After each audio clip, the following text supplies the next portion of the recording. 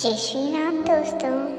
आज मैं आपके लिए कहानी लेकर आई हूँ जिसका नाम है वो रेगिस्तान का जहाज नहीं हो सकती। रहमत की ऊँटनी उसके लिए रेगिस्तान का जहाज थी। वो एक छोटा व्यापारी था जो राजस्थान के एक गांव में रहता था। उसका कारोबार अच्छा चल रहा था और उसने कुछ धन भी इकट्ठा कर लिया था। एक दिन उसके दरवाजे पर एक कार आकर रुकी। एक पुरानी कार बेचने वाला व्यापारी उसके घर आया था। उसे पता था कि रहमत के पास काफी धन है और वह उसे एक पुरानी कार बेचना चाहता था। उसने रहमत को समझाया, तुमने सारी जिंदगी बहुत बड़ी मेहनत की है, अब समय आ गया है कि तुम बूढ़ी ऊँटनी की सवारी छोड़ो। तुम्हारा सफर बहुत ही थकाने वाला होता है। मैं तुम्हें आराम से सफर करने का एक अवसर देना चाहता हूँ। मेरे साथ चलो और चलकर खुद देख लो। रहमत ने सोचा, मुफ्त में कार की सैर करने में क्या हर्ज है। वो कार के सौदागर के साथ चल दिया और दोनों गांव के बाहर निकल पड़े। रहमत को गाड़ी पर जाता हुआ देखकर ऊँटनी बड़ी निराश और दुखी हुई। रहमत ने कभी कार में सवारी नहीं की थी। एक बार वो बस में बैठा था पर भीड़ में उसका दम घुटता रहा। यह गद्देदार सीट पर रहमत को लगा कि सचमुच उसे अपनी यात्रा का साधन बदल देना चाहिए। मुझे कार की बात सोचनी ही चाहिए। इस उम्र में मुझे थोड़ा आराम का हक है। कुछ दिन के लिए एक ड्राइवर रख लूंगा, फिर कार खुद चलाऊंगा। गांव के सारे लोगों पर रहमत की कार का कितना रोक पड़ेगा। सामान ले जाना भी सुविधाजनक हो जाएगा। मैं फिर दूर के गांवों से भी व्यापार कर पाऊंगा। रहमत आने वाले दिनों के बारे में सोच रहा था और वह सुखद सपनों में खोया हुआ था कि कार एकदम रुक गई। बाहर निकलकर देखा कि कार के पहिए गहरी रेत में धंस गए हैं। मुझे शहर जाकर क्रेन लानी पड़ेगी, तभी गाड़ी बाहर निकल पाएगी। कार के व्यापारी ने कहा, इसकी आवश्यकता नहीं पड़ेगी, मैं अभी जाकर अपनी ऊँटनी ले आऊंगा, वो खींचकर कार बाहर निकाल देगी। रहमत ने कहा। रहमत ने उत्तर दिया और बिना प्रतीक्षा करे वो घर गया और कुछ समय बाद अपनी ऊँटनी पर चढ़कर वहीं वापस आ गया। कार में रस्सी बांधी वो थोड़े प्रयासों के बाद ऊँटनी ने रस्सी खींचकर गाड़ी रेत से बाहर निकाल दी। आपने कार में घुमाया, आपका धन्यवाद। मैं अपनी ऊँटनी पर ही सवारी करना पसंद करूंगा। रहमत ने अपना निर्णय कार के व्यापारी को सुना दिया। व्यापारी निराश हुआ पर कुछ कहने की स्थिति में नहीं था। सबसे ज्यादा खुशी रहमत की ऊँटनी को हो रही थी। उसे लगा कार के रूप में आई सोतन अब कभी उसके जीवन में नहीं आ पाएगी। जय श्री कृष्ण राधे राधे। संतोष धन। हमारी इच्छाएं असीमित है किंतु हमारे साधन सीमित है। हमारे पास कितना भी धन हो जाए, हमारी कुछ इच्छाएं सदैव पूरी होने से वंचित रहेगी। जब तक हम अपने वर्तमान से संतुष्ट होना नहीं सीखते, हम दुखी ही रहेंगे। नस्रू भी इसी प्रकार का एक असंतुष्ट व्यक्ति था। उसके पास एक छोटा घर था किंतु उसका परिवार बहुत बड़ा था। पत्नी और 3 बच्चों के अतिरिक्त उसके परिवार में उसकी सास भी थी। उसने कुछ मुर्गियां पाली हुई थी और घर से बाहर सवारी के लिए एक गधा भी था। दूध के लिए उसने एक बकरी भी पाली हुई थी। अपने घर की भीड़ से नस्रू बहुत दुखी था। वो गांव के एक बुद्धिमान व्यक्ति के पास सलाह लेने गया। बुद्धिमान व्यक्ति ने सलाह दी, मुर्गियों का दड़बा घर के अंदर रखो और इससे तो मेरी मुसीबत और बढ़ जाएगी। वहाँ तो पहले ही जगह बहुत कम है। नस्रू ने आपत्ति जताते हुए कहा, पर बुद्धिमान व्यक्ति की सलाह पर नस्रू मान गया। अगले दिन नस्रू फिर गया और कहने लगा, अब तो हालत और भी बुरी हो गई है। इस पर बुद्धिमान व्यक्ति ने सलाह दी, गधे को घर के अंदर बांधो। नस्रू ने आपत्ति की पर बुद्धिमान व्यक्ति की जिद पर वो मान गया। अगले दिन फिर नस्रू ने आकर कहा, अब तो घर में चलने के लिए भी जगह नहीं बची। बुद्धिमान व्यक्ति ने एक बार फिर सलाह दी, अब बकरी भी घर के भीतर बांधना शुरू कर दो। नसरू को बहुत क्रोध आ रहा था, पर वो चुप रहा। बुद्धिमान व्यक्ति का मान रखने के लिए एक बार फिर उसने उसकी सलाह मान ली। अगले दिन नसरू रोता हुआ गया और कहने लगा, मैंने आपकी हर सलाह मानी, पर अब तो मेरा जीवन पूरी तरह नरक हो गया है। बुद्धिमान व्यक्ति ने नसरू को तसल्ली देते हुए कहा, दोनों जानवरों को बाहर बांध दो और कल आकर मुझसे मिलो। नसरू ने वैसा ही किया। बकरी, गधा और मुर्गियां सभी को घर से बाहर कर दिया। अगले दिन नसरू बुद्धिमान व्यक्ति के पास गया और कहने लगा, आपकी सलाह बहुत अच्छी रही, आप सचमुच बुद्धिमान हो। अब घर में सभी सुखी है। हर एक के लिए घर में काफी जगह हो गई है, क्योंकि सबने समझ लिया है कि मुर्गियां, बकरी और गधा घर के अंदर आ गए तो जीना दुभर हो जाएगा। नसरू और उस घर का कोई भी व्यक्ति अब भीड़-भाड़ या कम जगह की शिकायत नहीं करता। जय श्री कृष्ण, राधे राधे। सीख। एक बार की बात है, एक गांव में साप्ताहिक बाजार से बाहर एक व्यापारी अपनी मिट्टी के बर्तन एक बोरे में भर रहा था। उसने ज्यादा से ज्यादा बर्तन उस बोरे में ठूंस दिए कि तभी अचानक उसकी नजर एक मजदूर पर पड़ी। व्यापारी मजदूर से बोला, तुम मेरा ये सामान मेरी दुकान तक पहुंचा दो, मैं तुम्हें कुछ कीमत दे दूंगा। मजदूर ने सोचा, जरूर मुझे कुछ अच्छा इनाम मिलेगा, और वह सोचते हुए उसने बोरा उठा लिया। अभी वे कुछ ही दूर गए थे कि व्यापारी बोला, हो सकता है मैं तुम्हें अधिक धन ना दे सकूं, पर मैं तुम्हें 3 सीख देना चाहता हूं जो तुम्हारे जीवन में मदद करेगी। थोड़ा आगे जाने पर व्यापारी बोला, मेरी पहली सलाह है कि कभी भी धन के पीछे मत भागो, क्योंकि ज्ञान धन से ज्यादा महत्वपूर्ण है। यह बात सुनकर मजदूर को यकीन नहीं हुआ। उसने सोचा कि व्यापारी उसे उसका उचित मेहनताना नहीं देना चाहता। फिर भी उसने व्यापारी को एक मौका देना चाहा और यह सोचकर वो बोरा उठाए आगे चलता रहा। थोड़ी देर बाद मजदूर थक गया और एक जगह बोरा नीचे रखकर सुस्ताने लगा। तभी व्यापारी बोला, मेरी दूसरी सीख है, लक्ष्य प्राप्त करने से पहले हार मत मानो। अब तो मजदूर को शक हो गया, जरूर ये व्यापारी मुझे बेवकूफ बना रहा है। ये चाहता है कि मैं बिना किसी मेहनताने के यह इसकी दुकान तक पहुंचा दूं। किंतु फिर उसने सोचा, शायद इसकी तीसरी सीख कुछ अलग हो। यह सोचकर उसने बोरा उठाया और आगे बढ़ने लगा। जब वो लोग व्यापारी की दुकान के पास पहुंचे तो व्यापारी बोला, मेरी तीसरी शिक्षा। और इससे पहले कि वह अपना वाक्य पूरा कर पाता, मजदूर को यकीन हो गया कि व्यापारी उसे उसका मेहनताना पूरा नहीं देगा। वो बोला, मुझे पता है तुम्हारी तीसरी सीख क्या है, यही ना कि अगर कोई तुम्हें गधा बनाए तो उसे जोर से दुलती मारनी चाहिए। और यह कहकर वो मजदूर ने बोरा जोर से नीचे पटक दिया। बोरे में भरे सारे मिट्टी के बर्तन टूट गए और व्यापारी को अपने किए की सजा मिल गई। दोस्तों, इस कहानी से हमें यह सीख मिलती है कि अगर हम छल कपट से किसी के मेहनत के पैसे भी रखते हैं तो हमें आगे चलकर उसका भुगतान करना ही पड़ता है। जय श्री कृष्णा, राधे राधे। जादूगरनी का तोता। बहुत समय पहले की बात है। पहाड़ के ऊपर एक मकान बना हुआ था। उसमें चित्रकला नाम की एक जादूगरनी रहती थी। वो काला जादू जानती थी। पहाड़ के नीचे तलहटी पर एक गांव बसा हुआ था, जिस पर जादूगरनी ने अपने जादू से कब्जा किया हुआ था। गांव के लोग जादूगरनी से बहुत डरते थे।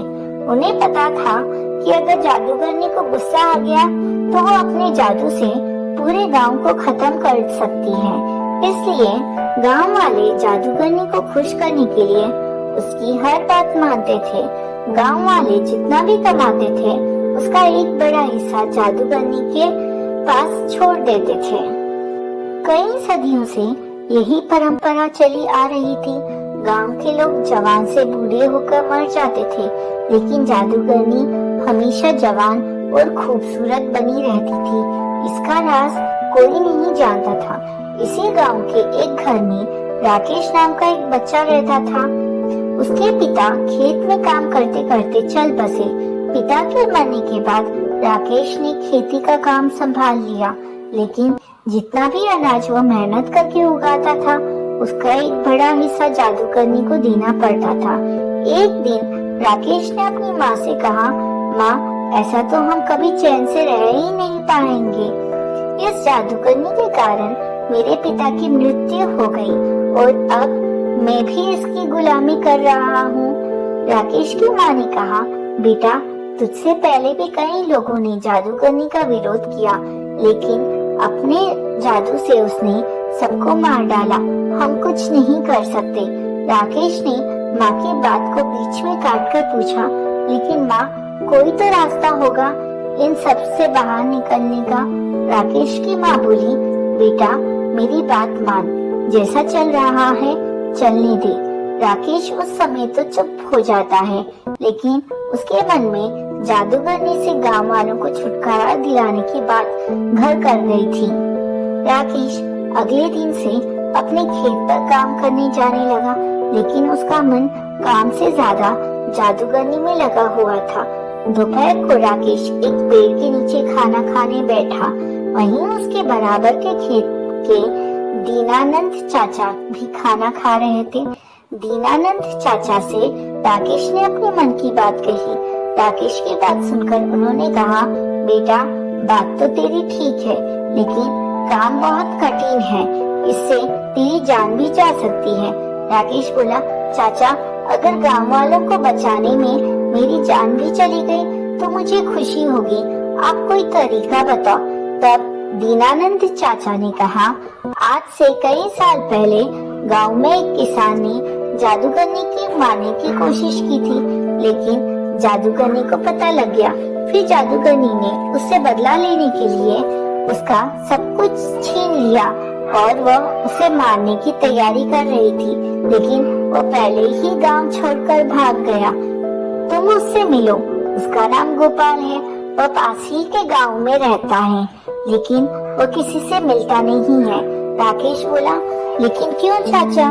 दीनानंद जी ने कहा, बेटा, उसे डर है कि कहीं जादूगरनी ने उसे मारने के लिए ना भेजा हो। राकेश ने सारी बात समझ ली। अगले दिन वो दूसरे गांव चल दिया। वहाँ वो गोपाल के घर पहुँचा। बहुत विश्वास दिलाने के बाद गोपाल ने राकेश से बात की। गोपाल ने कहा, मैंने एक बार रात को जादूगरनी के महल में जाकर उसका गला दबाया, जिससे वो सोते सोते मर जाए, लेकिन वो मरी नहीं, क्योंकि उसने अपने प्राण एक तोते में डालकर रखे हैं। राकेश को बहुत आश्चर्य हुआ। उसने पूछा, लेकिन ऐसा क्यों चाचा? गोपाल ने आगे बताना शुरू किया।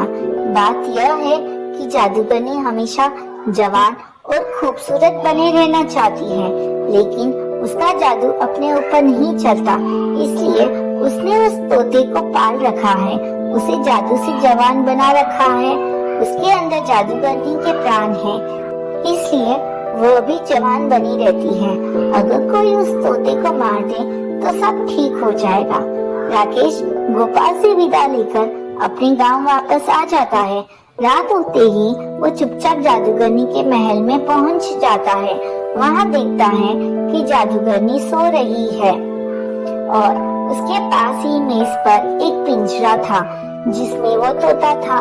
राकेश तोते को हरी मिर्च खाने को देता है। तोता बहुत खुश हो जाता है।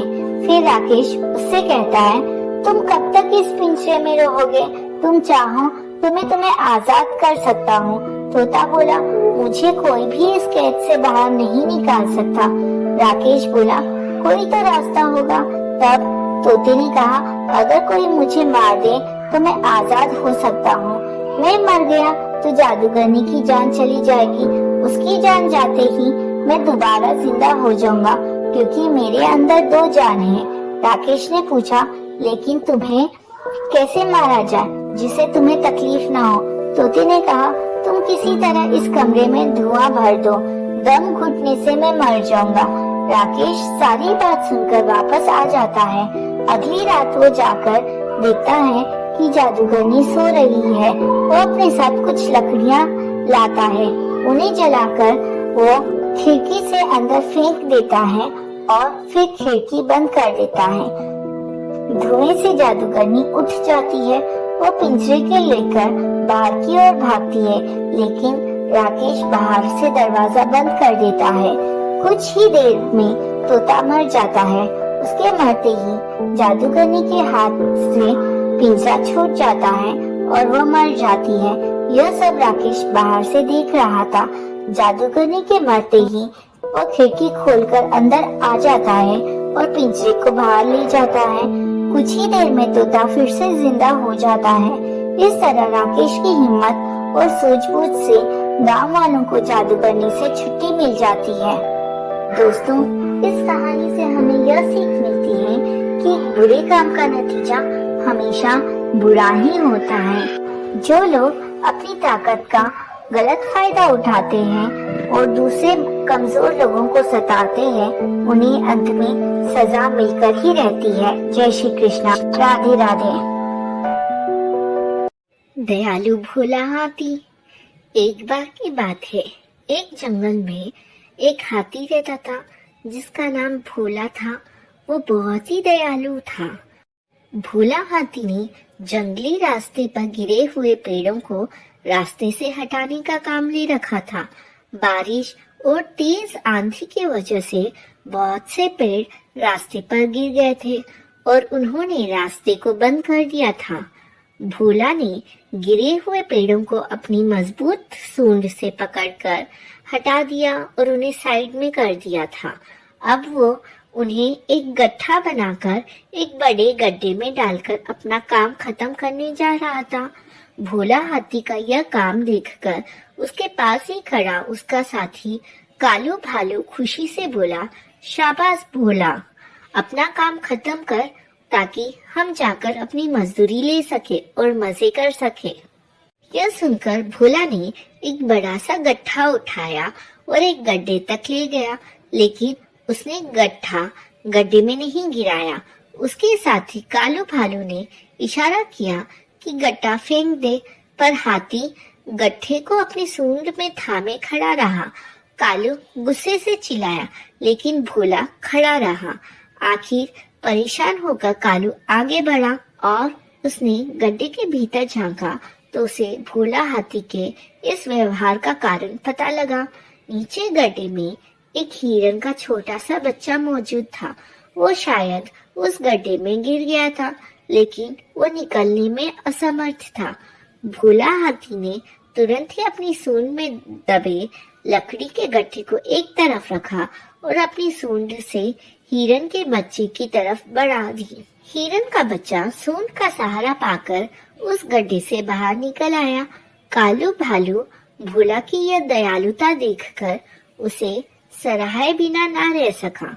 दोस्तों, इस कहानी से हमें यह सीख मिलती है कि दयालुता और सहानुभूति का सही समय पर किया गया कार्य किसी की जिंदगी बदल सकता है।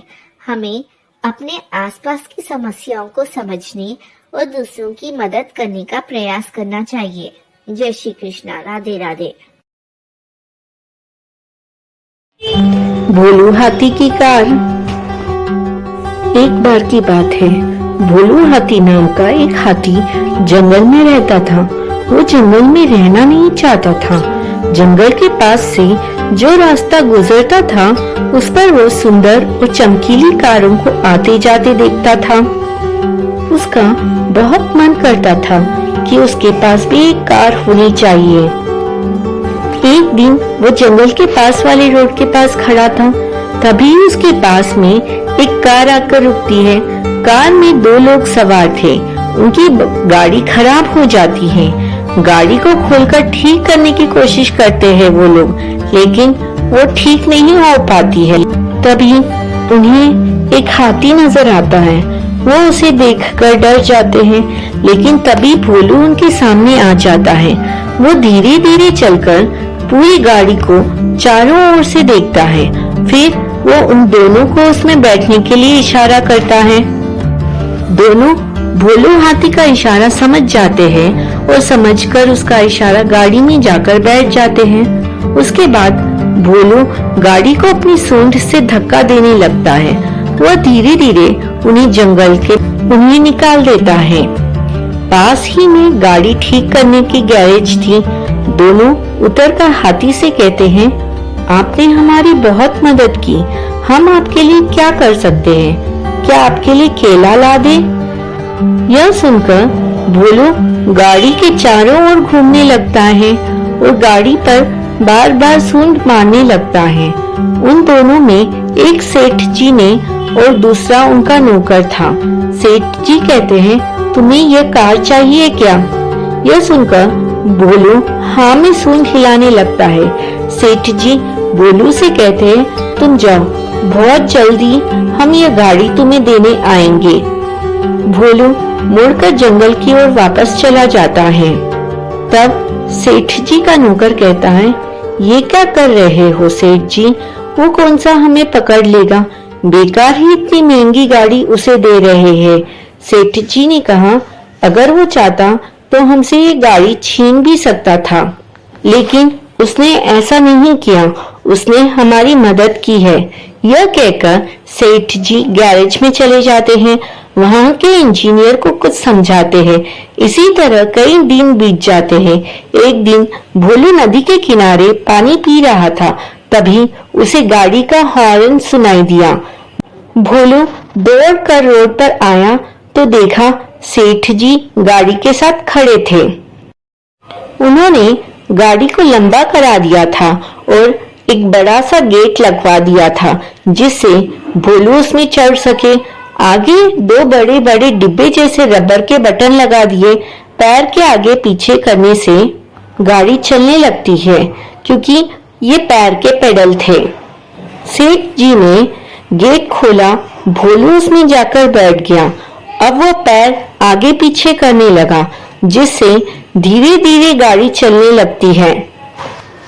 जैसे ही गाड़ी चालू होती है, भोलू को बहुत मजा आता है। वो गाड़ी को रोककर उससे नीचे उतरकर जमीन पर बैठकर सेठ जी के पैरों को सूंड से छूता है, जैसे वो सेठ जी को धन्यवाद दे रहा हो। तब सेठ जी उसे बहुत प्यार करते हैं। फिर वे कुछ दूर खड़ी अपनी गाड़ी में बैठकर चले जाते हैं। इस तरह भोलू का कार चलाने का सपना पूरा हो जाता है। बहुत साल पहले हिम्मत नाम के नगर में दो पक्के दोस्त धर्म बुद्धि और पाप बुद्धि रहा करते थे। एक दिन पाप बुद्धि के मन में ख्याल आया कि क्यों ना दूसरे नगर जाकर कुछ पैसा कमाया जाए।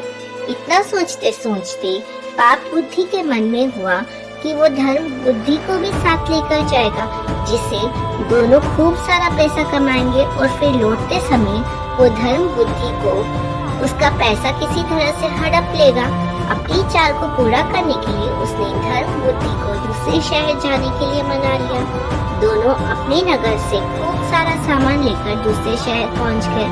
कुछ महीनों तक वहीं रहकर धर्म बुद्धि और पाप बुद्धि ने सामान को काफी अच्छी कीमत में बेचा। जब दोनों ने अच्छी खासी रकम इकट्ठा कर ली तो दोनों एक दिन अपने नगर की ओर लौटने लगे। पाप बुद्धि अपने दोस्त धर्म बुद्धि को जंगल के रास्ते से लेकर आया।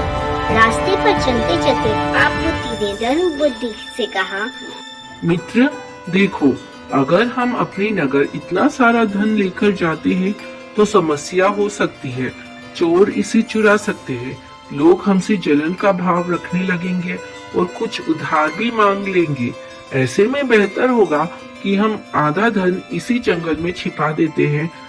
धर्म बुद्धि ने पाप बुद्धि की बातों पर यकीन करके धन को छुपाने के लिए हाँ कर दी। पाप बुद्धि ने गड्ढा खोदकर धन को जंगल में एक पेड़ के पास छिपा दिया। फिर कुछ दिनों बाद बिना अपने दोस्त को बताए पाप बुद्धि मौका देखकर अकेले सारा धन उस जंगल से लेकर आ गया। समय बीतता गया और एक दिन धर्म बुद्धि को पैसों की जरूरत पड़ी तो धर्म बुद्धि ने सीधे अपने मित्र पाप बुद्धि के पास गया और कहने लगा, मुझे पैसों की जरूरत है, जंगल से पैसे निकाल कर ले आते हैं। पाप बुद्धि राजी हो गया और दोनों ही जंगल की ओर निकल गए। जैसे ही धर्म बुद्धि ने गड्ढा खोदा तो उसने वहाँ पैसे ना देखकर चौंक गया। इतने में ही पाप बुद्धि ने शोर मचाना शुरू किया और धर्म बुद्धि पर चोरी का आरोप लगाया। हो हल्ला होने के बाद पाप बुद्धि न्यायालय पहुंचा। न्यायाधीश ने सारा मामला सुना तो सच्चाई का पता लगाने के लिए अपनी दिव्य शक्ति से परीक्षा लेने का निर्णय लिया। इसके बाद न्यायाधीश ने दोनों को आग में हाथ डालने का आदेश दिया। चतुर पाप बुद्धि ने कहा, अग्नि में हाथ डालने की कोई जरूरत नहीं है, खुद वन देवी मेरी सच्चाई की गवाही देंगे। न्यायाधीश ने उसकी बात मान ली। धूर्त पाप बुद्धि पास के ही एक सूखे पेड़ में छिप गया। जैसे ही न्यायाधीश ने वन देवता से पूछा कि आखिर धन की चोरी किसने की, तो जंगल से आवाज आई, धर्म बुद्धि ने चोरी की है। इतना सुनते ही धर्म बुद्धि ने जिस पेड़ की तरफ से आवाज आई उसी पेड़ को आग के हवाले कर दिया। आग लगते ही पेड़ से चिल्लाते हुए पाप बुद्धि बाहर निकला और झुलसी हालत में सारा सच बयां कर दिया। सच्चाई का पता चलते ही न्यायाधीश ने पाप बुद्धि को फांसी की सजा सुना दी और धर्म बुद्धि को उसके पैसे दिलवा दिए। दोस्तों, इस कहानी से हमें यह सीख मिलती है, दूसरों के लिए बुरा सोचने वाले के साथ बुरा ही होता है। एक बार की बात है, किसी नदी के किनारे एक शहर बसा हुआ था। एक बार वहाँ बहुत बारिश हुई, जिससे नदी ने अपना रास्ता बदल लिया। इससे शहर में पानी की कमी होने लगी, यहाँ तक कि लोगों के लिए पीने तक का पानी ना रहा। धीरे धीरे लोग उस शहर को छोड़कर जाने लगे और एक वक्त ऐसा आया जब पूरा शहर खाली हो गया और वहाँ सिर्फ चूहे ही रह गए। चूहों ने वहाँ अपना राज्य बसा लिया। एक बार वहाँ की जमीन से पानी का एक स्रोत फूटा और वहाँ एक बड़ा सा तालाब बन गया। दूसरी ओर उस शहर से कुछ ही दूर पर एक जंगल था, जहाँ कई जंगली जानवर रहते थे। उन जानवरों के साथ कई हाथी भी वहाँ रहते थे, जिनका राजा था गजराज नाम का हाथी। एक बार की बात है, वहाँ भयानक सूखा पड़ गया। सभी जानवर पानी के लिए हाहाकार मचाने लगे। भारी भरकम हाथियों की भी बुरी हालत हो गई। हाथियों के बच्चे बिना पानी के परेशान होने लगे थे। इतने में गजराज के दोस्त चील वहां आया और उसने खबर दी कि खंडर बने शहर में एक पानी का तालाब है। यह सुनते ही हाथी अपने बच्चों और बाकी साथियों को लेकर शहर की तरफ चल पड़ा। कई हाथी उस ओर चल पड़े। रास्ते में चूहों का शहर भी पड़ा। उन विशाल हाथियों के पैरों तले कई चूहे दबकर मर गए। इतना ही नहीं, हाथी फिर उसी रास्ते से वापस आए और कई और चूहे मारे गए। ऐसा कई दिनों तक चलता रहा और इस बात की खबर चूहों के राजा मूषक राज तक भी पहुंची। वो इस बात को लेकर बहुत चिंतित हुआ। उसके मंत्रियों ने मूषक राज को कहा, महाराज, आपको जाकर गजराज से इस बारे में बात करनी चाहिए। उनकी बात सुनकर मूषक राज गजराज के जंगल उससे बात करने गया। एक बड़े से पेड़ के नीचे गजराज खड़ा था। मूषक राज वहां सामने पड़े एक बड़े से पत्थर पर चढ़ गया और कहने लगा, महाराज को मेरा नमस्कार। मैं मूषक राज हूँ। मैं उस खंडहर बने शहर में अपनी प्रजा के साथ रहता हूँ। हाथी को मूषक राज की बात ठीक से सुनाई नहीं दे रही थी। वो थोड़ा नीचे झुका और चूहे की तरफ अपने कान करके बोला, हे नन्हे प्राणी, आप कुछ कह रहे थे, क्या आप फिर से कहेंगे? यह सुनकर मूषक राज ने फिर से अपनी बात दोहराई। मैं मूषक राज हूँ। मैं उस खंडहर बने शहर में अपनी प्रजा के साथ रहता हूँ। आप और आपके अन्य हाथी मित्र जब भी तालाब की ओर जाते हैं तो कई चूहे आपके पैरों तले दबकर मर जाते हैं। कृपया करके ऐसा ना करें, वरना बहुत जल्दी हम में से कोई नहीं बचेगा। यह सुनने के बाद गजराज दुखी होकर बोला, मुझे पता ही नहीं था कि हम इतना बुरा कर रहे थे। हम तालाब तक जाने के लिए कहीं और रास्ता ढूंढेंगे। यह सुनते ही चूहा बहुत खुश हुआ और बोला, गजराज, आपने मुझे से छोटे से प्राणी की बात सुनी, मैं आपका आभारी हूँ। भविष्य में कभी भी अगर आपको किसी मदद की जरूरत हो तो मुझे जरूर बताएं। गजराज ने मन में सोचा कि यह इतना छोटा सा जीव मेरे किस काम आएगा, इसलिए उसने चूहे को मुस्कुराकर विदा किया। कुछ दिनों तक सब कुछ ठीक चल रहा था कि एक बार पड़ोसी देश के राजा ने अपनी सेना को मजबूत करने के लिए हाथी रखने का फैसला किया। राजा के मंत्री और उनकी सेना ने जंगल में कई हाथी पकड़े। हाथियों के पकड़े जाने की चिंता गजराज को सताने लगी। एक रात गजराज इसी चिंता में जंगल में टहल रहा था कि अचानक उसका पैर सूखी पत्तियों में छिपाए जाल पर पड़ा और वो जाल में फंस गया। हाथी जोर जोर से चिंगारने लगा, लेकिन कोई उसकी मदद के लिए नहीं आया। इसी बीच एक भैंस ने हाथी की आवाज सुनी। वो गजराज का बहुत आदर सम्मान करता था, क्योंकि एक बार गजराज ने भैंस को गड्ढे से निकालकर उसकी जान बचाई थी। गजराज को जाल में फंसा देख वो बहुत चिंतित हुआ और बोलने लगा, गजराज, मैं आपकी मदद के लिए क्या करूं? अपनी जान देकर भी मैं आपकी मदद करूंगा गजराज। गजराज ने कहा, तुम जल्दी से जाकर उस खंडहर शहर में रहने वाले मूषक राज को मेरी खबर दो। गजराज की बात सुनकर भैंस दौड़ता हुआ मूषक राज के पास पहुंच गया और उसे सारा हाल बताया। मूषक राज ने जैसे ही यह बात सुनी, वो अपनी कई सैनिकों को लेकर भैंस की पीठ पर बैठ गया और गजराज के पास पहुंचा। फिर चूहों ने मिलकर जाल को काटा और गजराज को आजाद कर दिया। इसके बाद गजराज ने मूषक राज को धन्यवाद कहा। सभी खुशी खुशी रहने लगे। गजराज और मूषक राज की दोस्ती भी गहरी हो गई। बच्चों, इस कहानी से हमें यह सीख मिलती है कि कोई भी प्राणी छोटा नहीं होता। जरूरत होती है तो बस प्यार और विश्वास की। आपसी प्यार हर तरह के दुखों को दूर कर सकता है।